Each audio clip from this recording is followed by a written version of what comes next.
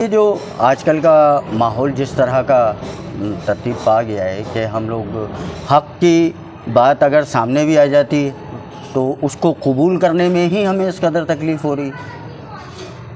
क्या वजह है ये हमारा माइंडसेट इस तरह का बन चुका है कि हमने कैसी ही सामने मतलब सच्ची बात हो, हकीकत पर मबनी बात हो, लेकिन क्योंकि वो मेरे अकायद से, मेरे मामलात से टकरा रही है तो मैं उससे दूर हो जाता हूँ।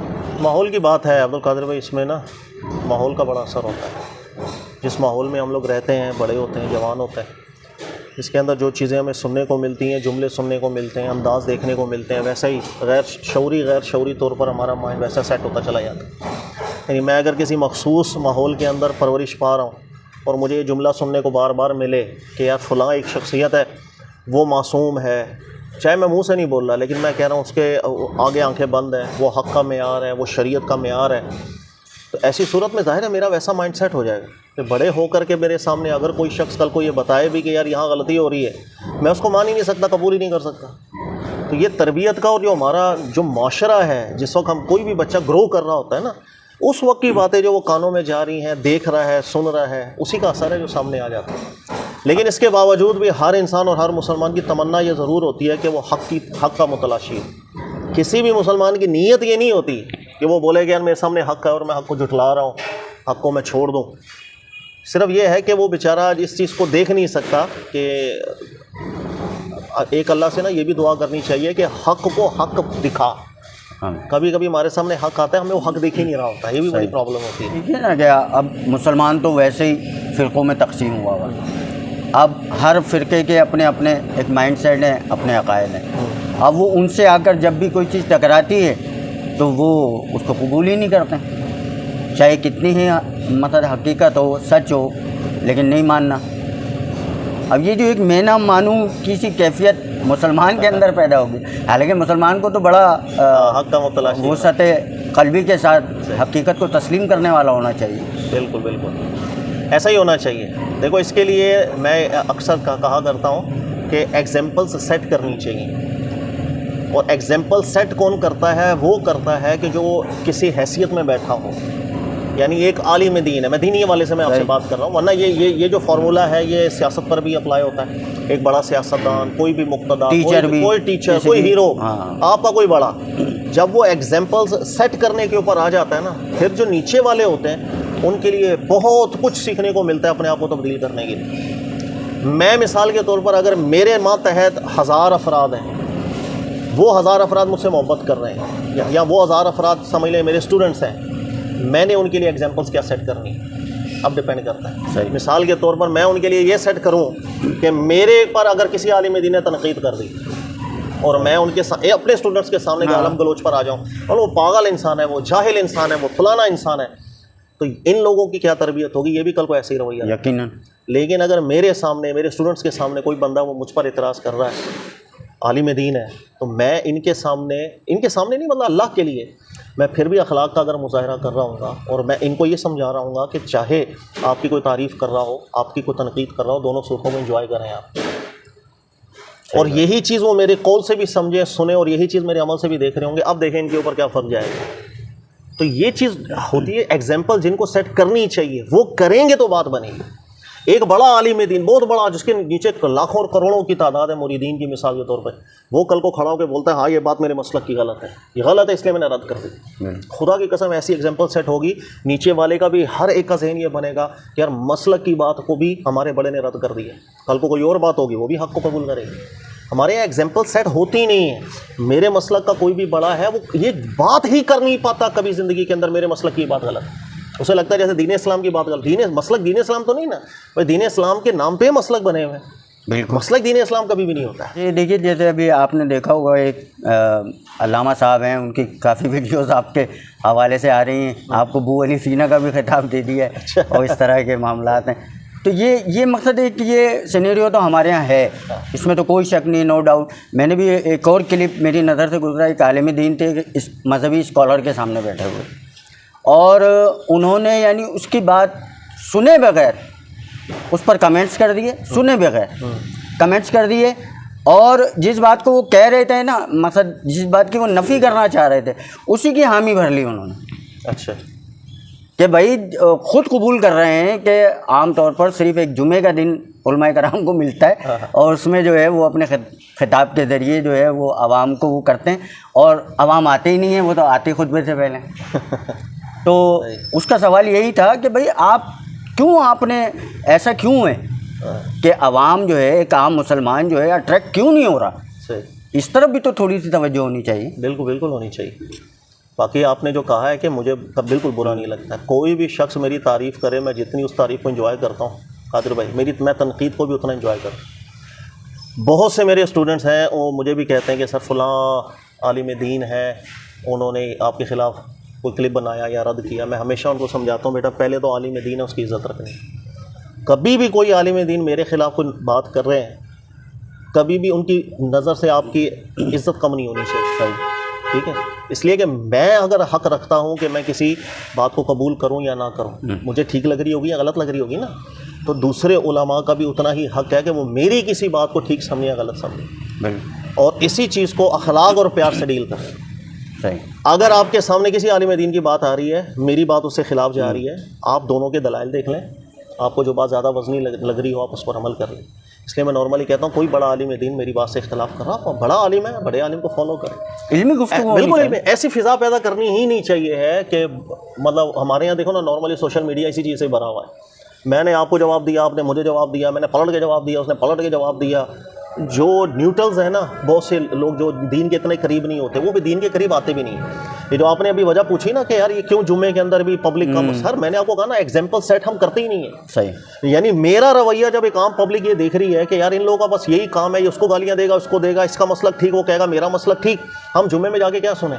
बल्कि वो डरेंगे कि यार हमने जुम्मे में जाकर के तकरीरें ज़्यादा सुनना शुरू कर दी ना, हमारा भी ज़हन ये बन जाएगा, हमारे बच्चों का भी ज़हन ये बन जाएगा, ये आपस में लड़ते फिरेंगे, ये इसको काफिर बोलेगा, उसको काफिर बोलेगा, ये इसको गुमराह बोलेगा, उसको गुमराह बोलेगा। एग्जाम्पल सेट करनी चाहिए। आप किसी से भी इख्तलाफ कर सकते हैं, आप किसी से भी इत्तेफाक कर सकते हैं। सही। मेरे से भी कोई कर सकता है, बिल्कुल करे, बिस्मिल्लाह 100 दफ़ा करे, और उसको इज़्ज़त भी दी जाएगी, उसको एहतराम भी दिया जाएगा। हमारे मुंह से इंशाअल्लाह कभी भी आप ये नहीं सुनेंगे किसी का नाम बिगाड़ रहे हैं, बल्कि हमारे जितने भी सुनने वाले या तलबा स्टूडेंट्स हैं ना, उनको यही है कि आप सबके दलाइल सुने, जो बात वज़नी लगे उस पर अमल करें। मेरे ख़िलाफ़ बात होगी, बिस्मिल्लाह आप उस पर अमल करें, उसमें कोई टेंशन है। इसलिए कि हमारा अपना ज़हन यही है, हमने भी सर जब पढ़ा इसी तरीके से पढ़ा, जो बात दलील में कुरान सुन्नत के ज़्यादा मुताबिक होगी हमने उसको फॉलो करना है। अब चाहे वो इमाम अबू हनीफा रहमतुल्लाह अलैह की बात हो, इमाम शाफी को या इब्ने हज़म की हो, हमें कोई फ़र्क नहीं पड़ता। इसलिए कि हमारे पास जो हमारा जो मुतमस्सक है कुरान सुन्नत है, तीसरा कोई चीज़ है ही नहीं है। जब नहीं है तो इसके मुताबिक जो बात है, चाहे वो इब्ने हज़म की हो, चाहे आज गली मोहल्ले में खड़ा हुआ एक बंदा बात कर दे, उसकी बात अगर मुज्तहिद की बात से भी ज़्यादा वज़नी होगी, मैं उसको तरजीह दूँगा। तो मेरी बात से किसी की बात वज़नी हो, सर उसको तरजीह दें, इसमें क्या टेंशन वाली बात है? नहीं, बिल्कुल सही है आपने ये बात तो कि आप एग्जाम्पल सेट करने की जो बात कर रहे हैं ना, ये मेरी अपनी ऑब्जर्वेशन है कि मैंने देखा है कि माशाल्लाह आप और इंजीनियर का अगर मवाजना किया जाए, हालांकि बनता नहीं है लेकिन बहरहाल किया जाए किसी एतबार से, कि आप जो चीज़ों को मॉडिफाई करते हैं और फिर उनको सामने लाते हैं दलाइल के साथ, और फिर बाज़ जगह तो आप दोनों दलाइल सामने लाकर और फिर नतीजा भी छोड़ देते हैं, तो ये मतलब एक पॉजिटिविटी है।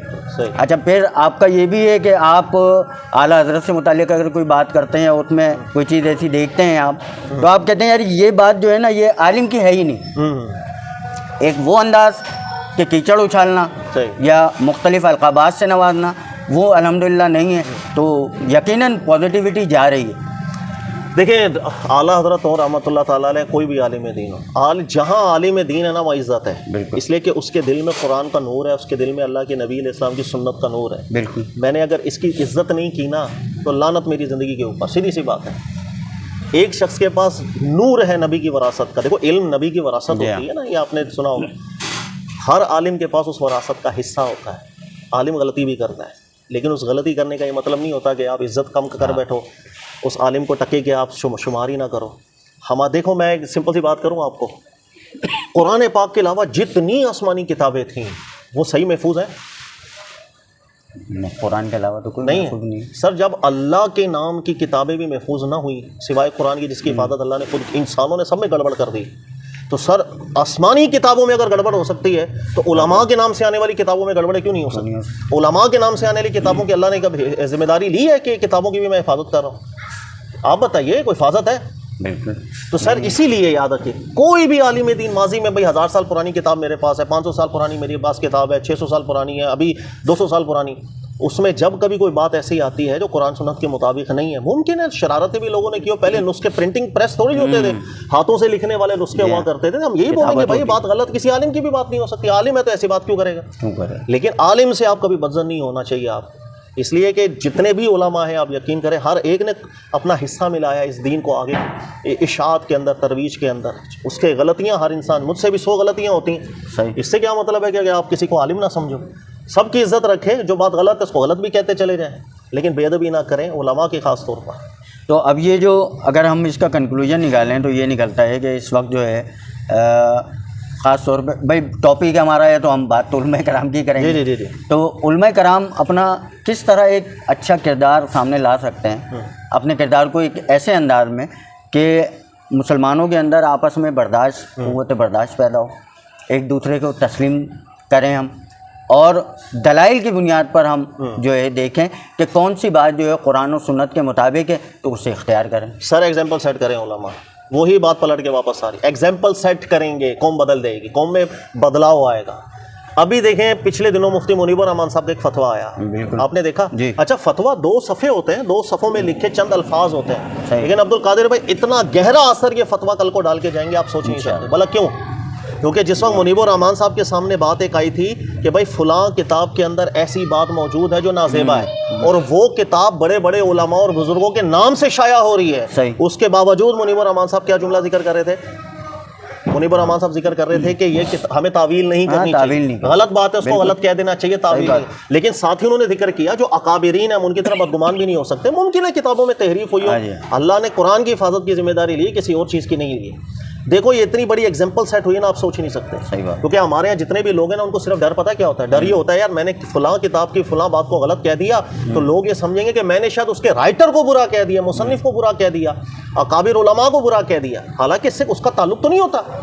भाई अगर किसी इबारत को मैं गलत कह रहा हूँ इसका ये मतलब तो नहीं मैं उस अल्लाह के वली को, उस नेक आलिम दीन को मैं को बुरा भला कह रहा हूँ। लेकिन ये एक एग्जाम्पल सेट हुई है मुनीबुर रहमान साहब के इस फतवे से। इसी चीज़ को मैं बार बार दोहराता हूँ, उलमा एग्जाम्पल सेट करें, जैसे जैसे एग्जाम्पल सेट करते चले जाएंगे अल्लाह की कसम ये कौम तब्दील होती चली जाएगी। मैं हूँ, मेरा स्टूडेंट कल को उठ के, और ये आपने क्लास में भी कई दफ़ा देखा होगा कि अगर मेरे मौके से मेरा स्टूडेंट मुतमईन नहीं होता ना, सीधा मेरे मुंह पे कहता है कि सर ये दलील में बात आपकी कमज़ोर लग रही है, मैं हमेशा इस जुमले से मुस्कुराता हूँ इसलिए कि मेरे उस्ताद भी मुस्कुराते थे। हम अब्दुल्ला इब्राहिम ज़ाहिम साहब से जिस वक्त पढ़ा करते थे, कई मसाइल में सामने बैठ करके मैं जिक्र कर देता था, हमारे और दोस्त यार भी, कि सर ये मसला दलील में मुझे कमज़ोर लगा, मुस्कुराते थे आगे से और शाबाश हमेशा देते थे कि यार तूने उस्ताद को तरजीह नहीं दी, तूने दलील को तरजीह दिया, कुरान सुन्नत ट्रैक को पकड़ लिया ना, जो असल ट्रैक है कुरान और सुन्नत से मुताबिकत है तो ठीक। बिल्कुल, इसलिए कोई इसमें मसला नहीं है, उलमा एग्जाम्पल सेट करते चले जाएंगे, इंशाल्लाह देखें कैसे तब्दीली आती है। अच्छा, एक ये है कि आप, ज़ाहिर सी बात है आपके जो क्लिप्स हैं वो एक लेक्चर की सूरत में भी सामने आते हैं। जी जी। तो चलें, क्लास में तो एक ख़ास माहौल बना हुआ होता है, तो वो बाज़ क्वेश्चन स्टूडेंट जो है क्लास ख़त्म होने के बाद भी आपसे कर लेते होंगे, तो उनकी तशफ़ी हो जाती होगी। सही है। अच्छा, आप 2 मौक़िफ़ बयान कर देते हैं, 2 मौक़िफ़ सामने आ जाते हैं, तो अब उसमें जो है कहीं खुदा न खास्ता ऐसा तो नहीं कि कहीं, जाहिर सी बात है एक आदमी है उसकी नहीं इतनी सोच, तो वो किस तरह अप्रोच करेगा कि मैं इसमें से सही का इंतखाब करूँ? सही। देखिए इस चीज़ पे कई दोस्त हैं मेरे, वो भी कहते हैं कि यार अब हर मसले में ना अगर उलमा के 2 मौक़िफ़ हैं या 3 मौक़िफ़ हैं सब बयान कर देते हैं तो लोग कन्फ्यूजन में भी जा सकते हैं। मुझे ऐसा लगता है कन्फ्यूजन में नहीं जाएंगे, लोगों में नरमी पैदा होगी। सही। अब आप पूछे क्यों? जी बताइए। पूछे क्यों? हाँ, क्यों? इस वजह से देखिएगा हमारे यहाँ पर जो फ़िज़ा है ना पाकिस्तान की, वो इस तरह की फ़िज़ा है। मैं कि अगर किसी फ़िरके से बिलोंग करता हूँ ना, एक बंदे ने आके मुझसे मसला पूछा, मैं एक ही रुख बयान कर दूँगा। सही। अब इस बंदे को कल को किसी और फ़िरके की बात पता चली ना, उसका मौक़िफ़ अलग है, तो ये बोले अब यार तो कुरान सुन्नत के खिलाफ होते हैं ये लोग, ये तो अजीबी बातें कर रहे होते हैं, यानी कि उसके दिल में नरमी कभी पैदा नहीं होगी। मेरा तरीकाकार ये मेरा तरीकाकार नहीं है, अकाबिरीन का शुरू से ये तरीकाकार। आप कोई भी किताब उठा लें, फ़िक़ा की किताब उठा लें, उसूल फ़िक़ा की उठा लें, उनका क्या तरीकाकार था? वो तमाम अक़वाल को जिक्र करते हैं, इमाम शाफ़ी के इस्तिदलाल भी बयान करते हैं, इमाम मालिक के भी करते हैं, इमाम अबू हनीफ़ा के भी, मोहम्मद के भी, यूसुफ़ के भी, सबके यही तरीकाकार चलता हुआ है ना। अच्छा, अब मेरा भी तरीकाकार हमारे असातिज़ा ने भी यही हमें सिखाया था कि अगर एक चीज़ है उसके ऊपर मुज्तहद फ़ी मसला है, इस्तिदलाली राहें ज़्यादा निकल रही हैं, आप आवाम के सामने जब सब रखोगे ना, उससे फ़ायदा क्या होगा? आवाम के दिल में नरमी पैदा होगी। यानी कि अगर वो किसी आलिम दीन से कल को कोई और मौक़िफ़ सुन रहा होगा ना, तो उसके ज़हन में ऑलरेडी ये होगा हाँ यार इस बार में इस रुख पर भी तो दलील बन रही है कुरान से, दो राहें निकल रही थी, वो बदगुमान नहीं होगा, उसको आलिम अच्छा लगना शुरू हो जाएगा कि यार उलमा का ज़हन कुरान से इस्तेदलाल करने का होता है, यानी इसमें भी कुरान से वुसअत हासिल हो जाएगी उसको, वो उलमा से बदजर नहीं होगा। आज हमारे यहाँ बदकिस्मती यही है, मैंने आपसे जो मौक़िफ़ सुना वो तो ठीक, किसी और आलिम दीन के, वो कितना ही बड़ा आलिम क्यों ना हो, कुरान सुन्नत का माहिर हो, लेकिन उसके मुंह से उस मौक़िफ़ से हटकर बात सुनी, मैं जाहिल इंसान है एक नंबर का, ये तो फितना पैदा कर रहा है दीन के अंदर, ये तो नया दीन लेकर के आ गया। ये जुमले सुनने को मिलते हैं, बिल्कुल सिर्फ इसलिए सुनने को मिलते हैं कि लोगों के जहनों के अंदर वुसअत नहीं है। तो मेरे सामने कोई भी बात आती है और मैं आमतौर पर अगर उसमें 2 मौक़िफ़ उलमा के हैं, 3 मौक़िफ़ उलमा के, तीनों के कोशिश ये करता हूँ कि उनके जो एक्चुअली इस्तेदलालात हैं उसको पढ़ूँ भी, खुद भी समझूँ, ताकि मुझे भी पता चले कि कुरान सुन्नत के ज़्यादा मुताबिक बात कौन सी, आवाम के सामने भी सभी राहें रखूँ, ताकि लोगों के दिलों में वुसअत पैदा हो और वो एतमाद करे कि उलमा जितने भी हैं कि कोई अपने नफ्स की खातिर कुछ बयान नहीं कर रहे होते मसाइल, जिसको जो बात तरजीह लगती है कुरान सुन्नत में ज़्यादा मुताबिकत की बात लगती है वो वही बयान कर रहे हैं,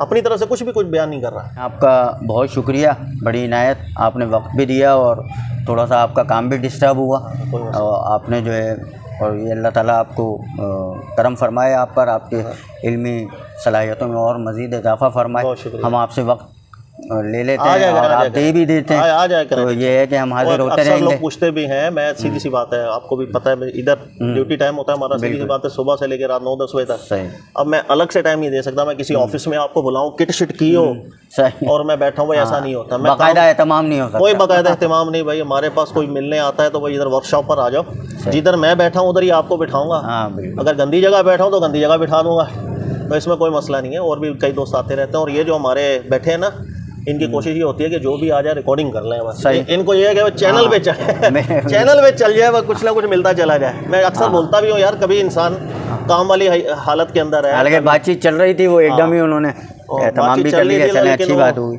ये हमारे जो है ना, ये कहते हैं कि नहीं सर बातचीत चल रही है, हम सिर्फ माइक लगा देंगे आपको, आप बातचीत करते रहिएगा तो हमारा क्लिप भी तैयार हो जाएगा। अच्छा, जज़ाकल्लाह। चलें, सही, बहुत शुक्रिया, बड़ी